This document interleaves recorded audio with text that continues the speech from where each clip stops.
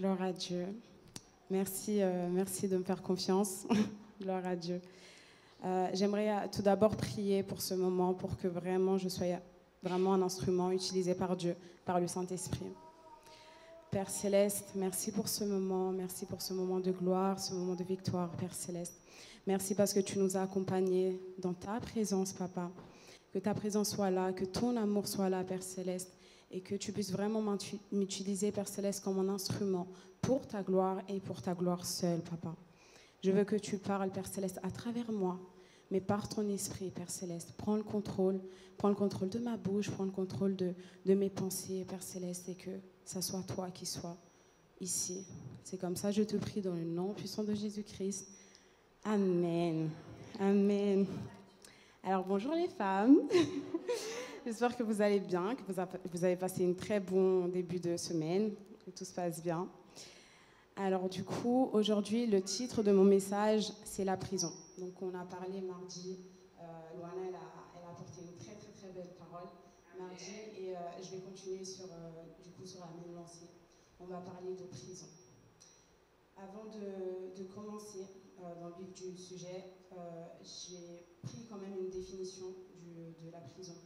Ce que c'était vraiment la prison, parce qu'on en entend parler, etc. Mais j'aimerais quand même apporter la définition. Alors, du coup, la définition du prison, c'est l'établissement clos aménagé pour recevoir des délinquants condamnés à une peine privative de liberté. Alors, j'aimerais que vous ouvriez votre Bible en Genèse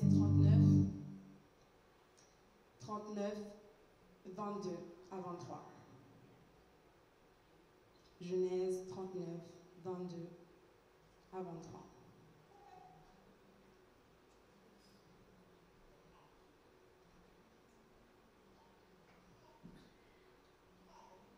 Vous me dites quand c'est bon.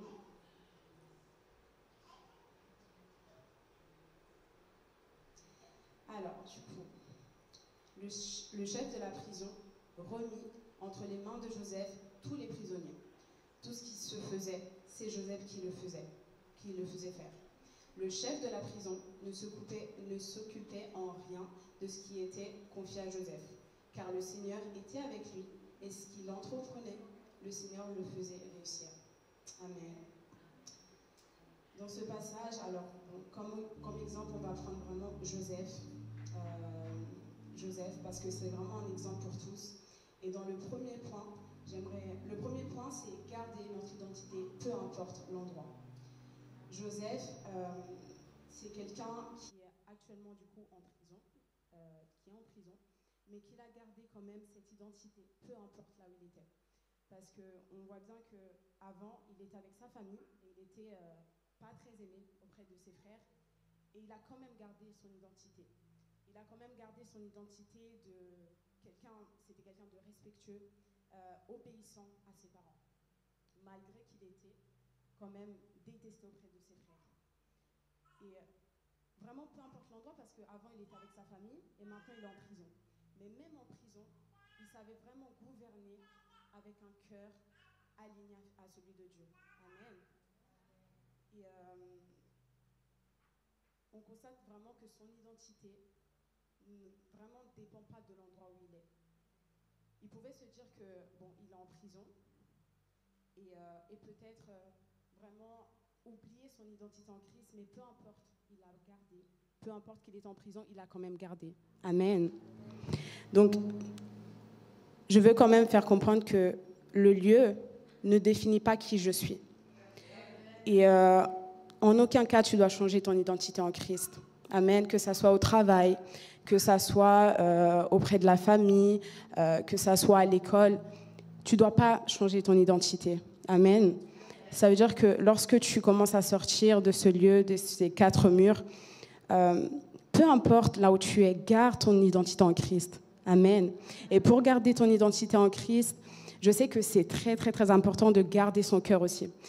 Pour moi, il y a un lien qui est fort quand même, c'est son cœur. Ça veut dire que tu ne peux pas garder ton identité si tu ne gardes pas ton cœur. Amen. Ça, c'est vraiment très important. Et c'est pour ça que je voulais qu'on aille en Proverbe 4, verset 23. C'est vraiment un verset que j'aime beaucoup, beaucoup. Et je le répète parce que pour moi, c'est la seule façon en tout cas, l'une des façons les plus essentielles de garder notre identité en Christ. Alors, du coup, Proverbes 4 verset 23.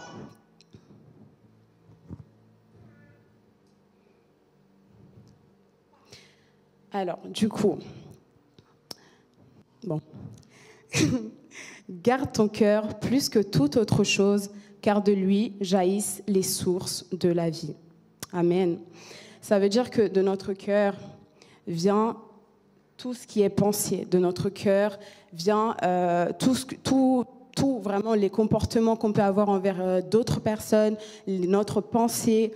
Et vraiment, toute notre vie est basée sur notre cœur. Et c'est pour ça que c'est très, très important de garder son cœur. Vraiment, c'est important, mais dans tout, par exemple, même le service à l'église, tu ne peux pas servir sans le cœur. Ça veut dire que tu ne peux pas venir et juste servir. Tu vas servir auprès des autres.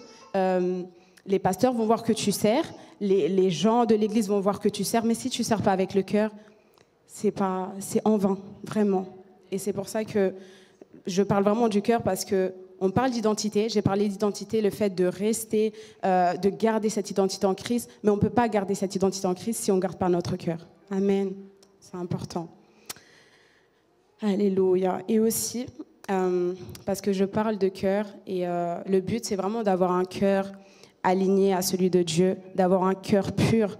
Mais même pour ceux, parce que c'est jamais trop tard, ça veut dire que même si tu es là, je parle aussi en mon nom, même si tu es là et que tu constates que ton cœur n'est pas forcément aligné à celui de Dieu, tu constates que ton cœur n'est pas vraiment pur, c'est jamais trop tard. Dans le sens où, franchement, travailler son cœur, c'est pas facile. Parce que quand je dis travailler son cœur, c'est vraiment, je parle d'avoir un cœur pur, mais par exemple, quand on ressent de la jalousie, c'est pas bon. C'est que, en quelque sorte, on n'a pas le cœur vraiment aligné à celui de Dieu. Vous voyez ? Et c'est un combat de tous les jours de prier pour avoir un cœur pur. Encore, j'insiste, je me mets vraiment dans la même lignée, dans le même truc, parce que peu importe ce qui peut arriver, que ça soit une jalousie, que ça soit une haine, que ça soit une colère, il faut savoir prier pour garder son cœur. Amen. Amen. C'est jamais trop tard, vraiment. Dans la prière, tu peux vraiment renouveler ce cœur que tu avais avant. Peut-être un cœur qui était peut-être colérique, ce cœur que tu avais peut-être, je ne sais pas, rempli de haine, de manque de pardon. Ben, tu peux l'aligner à celui de Dieu dans la prière. Amen. Amen. Alors, du coup, là, on a parlé de l'endroit. Donc, garder son identité, peu importe l'endroit. Maintenant, je vais parler des circonstances. Donc, garder son cœur, peu importe les circonstances. Car ces circonstances-là, elles ne définissent pas ta destinée. Amen. J'aimerais que vous ouvrez vos Bibles, s'il vous plaît, en 2 Chroniques 15, verset 7. 2 Chroniques 15, verset 7.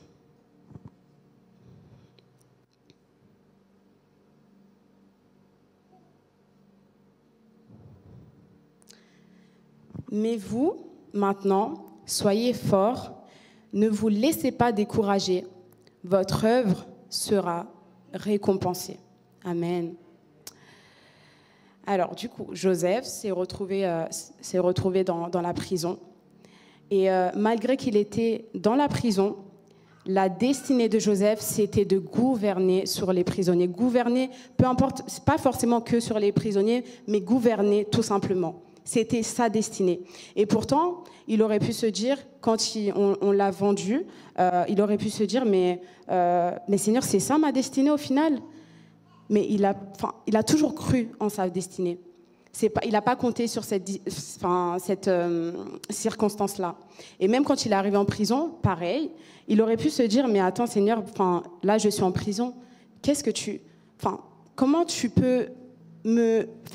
peux toujours croire que tu as une destinée pour moi ? Comment je peux toujours croire que je suis amenée à gouverner ? Mais Dieu lui a donné trois qualités qui sont vraiment très, très, très, très importantes. La première, c'est la sagesse. La deuxième, c'est l'organisation. Et la troisième, c'est la confiance. j'aimerais vraiment appuyer sur la sagesse. Pour ceux qui me connaissent, ils savent à quel point, pour moi, la sagesse, c'est très, très important. Dans tout ce qu'on fait, je vais parler de protéger son cœur, mais par rapport à la sagesse, on ne peut pas gouverner là où tu vas. Enfin, peu importe là où tu vas, tu ne peux pas gouverner sans la sagesse. Amen.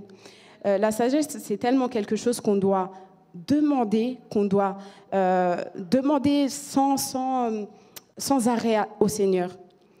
Parce qu'un roi, que tu sois un roi, une reine du coup parmi nous, une reine qui n'a pas de sagesse, c'est une reine qui mène à la perte son peuple. Amen. C'est vraiment, la sagesse, c'est quelque chose qui devrait être vraiment essentiel et primordial dans notre vie. Parce que sur la sagesse, sans la sagesse, on ne peut pas être vraiment en communion fraternelle avec un manque de sagesse. Amen. Et j'ai un bon exemple d'un roi qui a demandé la sagesse, et le roi Salomon. Dieu a demandé au roi Salomon ce qu'il voulait, parce que le roi Salomon, vraiment, c'était un homme de Dieu, un homme qui était vraiment aimé par Dieu. Et du coup, Dieu lui a demandé, qu'est-ce que tu veux? Peu importe ce que tu voudras, je te le donnerai. Et lui, il n'a pas demandé la richesse, il n'a pas demandé les biens, il n'a pas demandé, je ne sais pas moi, des femmes, mais il a demandé quoi? La sagesse. Parce qu'il sait à quel point la sagesse, c'est quelque chose qui va le conduire à gouverner. Amen. Il sait à quel point la sagesse va le conduire à régner. Amen. Un roi, il est roi, et il sait très bien que sans la sagesse, il ne peut pas gouverner correctement. Sans la sagesse, tu ne peux pas même être parmi les frères et sœurs. Pour moi, la sagesse, c'est quelque chose qu'on devrait demander, mais constamment. Amen. Parce qu'avec la sagesse, on évite beaucoup de choses. Avec la sagesse, on évite de blesser quelqu'un. Avec la sagesse, on évite de même pécher. Et pour moi, la sagesse, quand on parle de la sagesse, c'est aussi le discernement. Demander à Dieu le discernement. Et c'est important.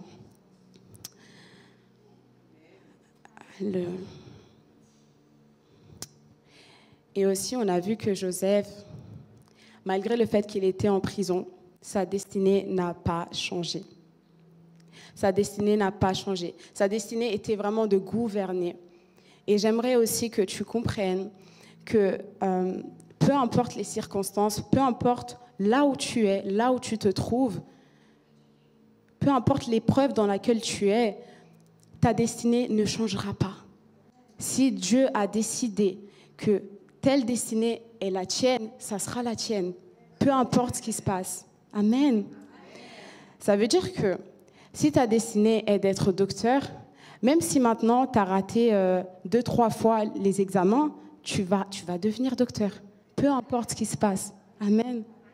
Si ta destinée, je ne sais pas, c'est d'être pasteur, même si les gens ne t'acclament pas, même si les gens ne te voient pas, si c'est ta destinée, tu deviendras pasteur. Amen. Autre chose, si ta destinée, c'est devenir une chantre reconnue, peu importe là où tu es, peu importe le niveau de compétence que tu as par rapport à ta voix, si Dieu te dit que tu le seras, c'est que tu le seras. Amen. Amen. Reçois, Lynn. Vraiment. Et aussi, il ne faut pas oublier que Joseph, parce que là, je parle de nous, mais même Joseph, dans la prison, il n'avait pas de titre. Hein. Il n'avait pas de titre de gouverneur, il n'avait pas de titre, mais il avait ce caractère de gouvernance. Amen. Et Dieu, dans tous les cas, il savait déjà sa destinée. Donc, il n'avait pas de titre, et ce n'est pas le titre qui définit la personne. Amen.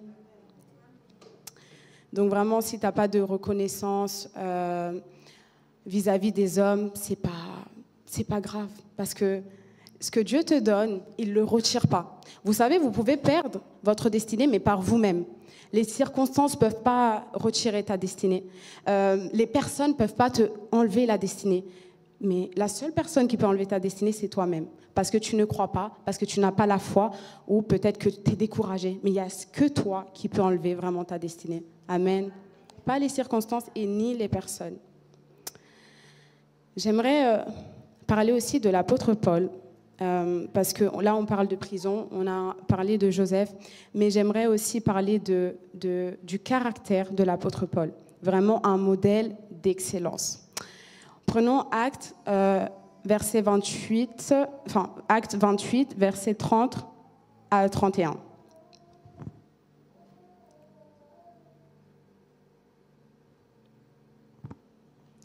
Alors, c'est bon pour vous? Actes 28, 30 et 31.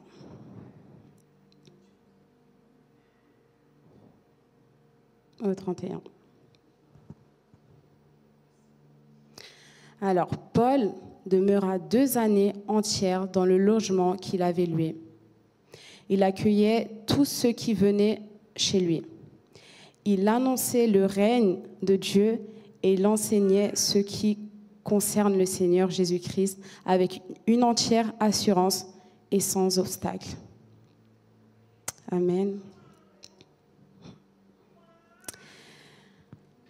Là, on a un exemple précis d'une personne, d'un homme de Dieu qui avait une destinée, mais peut-être que lui, parce que nous, je pense qu'à sa place, en tout cas moi, je prends mon exemple, à sa place, peut-être que si j'aurais fini en prison et que je savais que Dieu m'avait parlé par rapport à ma destinée et que ma destinée, c'était de propager l'évangile. Si j'étais en prison, j'aurais dit, Seigneur, mais en fait, tu m'as menti. Je finis en prison, tu m'as menti. Mais sa destinée n'a pas changé. Parce que là où on voit que Joseph, sa destinée, c'était de gouverner sur le peuple, l'apôtre Paul, sa destinée, c'était de propager l'évangile. Et lui, il ne s'est pas dit, bon, je suis en prison, je ne vais rien faire. Il a commencé à envoyer des lettres dans toutes les églises. Et pendant que je faisais mon message, il y a un moment où j'ai pleuré, il faut le dire. J'ai pleuré parce que pour moi, l'apôtre Paul, c'est vraiment un exemple parce qu'il a vraiment, comme il l'a dit, combattu le bon combat et il a gagné. Il a gagné, il a gardé la foi. Et pourquoi j'ai pleuré? Parce que je me suis dit, nous, parfois, il faut juste une petite épreuve, il faut juste un petit truc pour nous dire, bah, Seigneur, tu m'as abandonné, je ne fais plus rien. Alors que là, l'apôtre Paul, pendant que je lisais, pendant que je faisais mon message, j'ai dit, mais Seigneur, ça m'a parlé à moi aussi et ça m'a impacté parce que je me suis dit, pour un petit truc, on peut tout laisser. Pour un petit truc, on peut laisser ce que Dieu a mis dans notre cœur. Alors que l'apôtre Paul, il était en prison, mais j'espère que je ne vais pas pleurer. Il était en prison, mais il a quand même fait en sorte de faire la volonté de Dieu. Et la volonté de Dieu, c'était de propager l'évangile, mais lui, il a commencé à utiliser quoi? Des lettres pour envoyer dans les églises.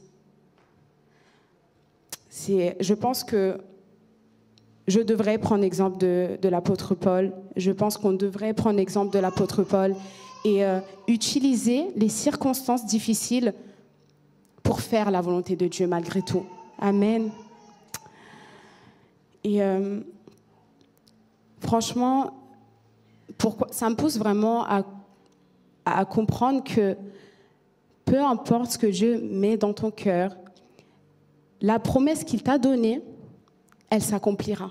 Amen. Elle s'accomplira certainement. Peu importe le temps que ça va prendre, peu importe combien de fois tu vas tomber, s'il le dit, c'est qu'il l'accomplira. Amen. Ayons la foi. Et je sais que la foi, c'est pour ça que j'aimerais partir sur un verset, Habacuc 2, verset 3.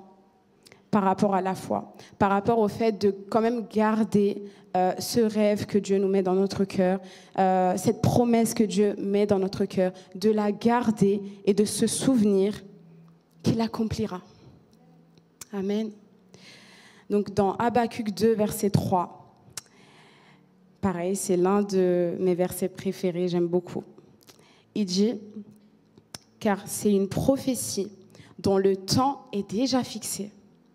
Elle marche vers son terme, elle ne mentira pas, et si elle tarde, attends-la, car elle s'accomplira certainement. Amen. Vous voyez, là, il dit la prophétie dont le temps est déjà fixé. Ça veut dire que Dieu, il sait à quel moment il va donner la lumière à cette promesse. Il le sait, mais elle s'accomplira. Peu importe combien de temps ça prendra, mais elle s'accomplira. Amen. Ayons cette foi comme l'apôtre Paul. Parce que vraiment, pour moi, c'est un exemple. Et c'est pour ça que j'ai été émue, parce que je me suis dit que peut-être que nous n'avons pas cette foi qu'il a eue.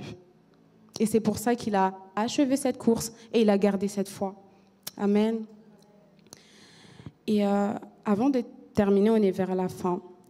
J'aimerais qu'on prenne un dernier verset. En Actes 16, verset 25. Actes 16, verset 25.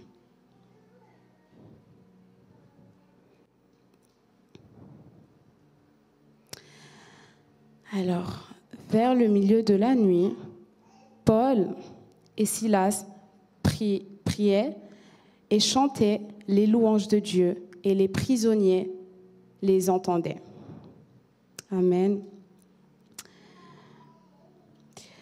Là, si on résume un petit peu mon message, on a parlé du fait de garder son identité, peu importe l'endroit. On a parlé le fait de garder son identité, peu importe les circonstances. Tout ça, c'est facile à dire. J'apporte mon message, on se dit, bon, j'ai apporté mon message. C'est des choses qu'on a entendues plusieurs fois, etc. Mais ce n'est pas facile à faire. C'est facile à dire, mais ce n'est pas facile à faire. Amen. Mais vous voyez ici, dans ce verset, même l'apôtre Paul, il priait. Amen. Même l'apôtre Paul, il priait. Ça veut dire quoi? Ça veut dire que même si c'est un homme de Dieu très, très, très puissant, mais il savait qu'il ne devait pas arrêter de prier, même s'il est en prison. Amen. Il a prié, il a adoré le Seigneur. Qu'est-ce que je vais faire comprendre par là? C'est que dans la prière, on obtient cette foi-là dont j'ai parlé. Dans la prière, on obtient notre identité en Christ. Dans la prière, on obtient ce cœur aligné à celui de Dieu. Amen. Dans la prière. Lui, il a prié dans la prison. Et on doit aussi prier pour ça, pour notre cœur, pour notre destinée. On doit prier pour ça. Et c'est pour ça que j'aimerais faire un petit exercice avant qu'on prie. Vous savez, on entend souvent, et c'est sûr que vous avez entendu ce verset qui dit l'apôtre Paul a combattu le bon combat, il a achevé la course et il a gardé la foi. Et j'aimerais que nous toutes, qu'on puisse remplacer du coup le nom apôtre Paul par ton nom. Moi, du coup, en l'occurrence, Jemima. Remplacer du coup l'apôtre Paul par ton nom et dire cette phrase. Jemima a combattu le bon combat. Elle a achevé la course et elle a gardé la foi. Amen. Donc, j'aimerais que vous le dites toutes ensemble. 1, 2, 3. Jemima a combattu le bon combat. Elle a achevé la course et elle a gardé la foi. Amen. J'espère vraiment que c'est le souhait de chacune de vraiment combattre. Même lui, il a dit combattre. Il a combattu, il a gardé la foi, il a achevé la course. Amen. Donc, j'aimerais vraiment commencer à prier pour mon cœur, pour votre cœur aussi, que vous puissiez aussi prier pour votre cœur et demander à Dieu comment je dois garder ce cœur-là. Parce qu'on est toutes différentes et Dieu parle d'une façon différente à chacune de vous. Ça veut dire que moi, ma façon de protéger mon cœur, ça peut être, je ne sais pas moi, éviter des endroits. Et pour d'autres personnes, ça doit être, je ne sais pas, arrêter de...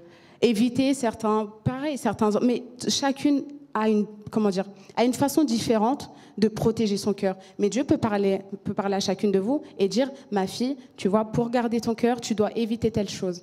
Amen. Donc, on va juste rentrer dans la prière. Et je ne sais pas si...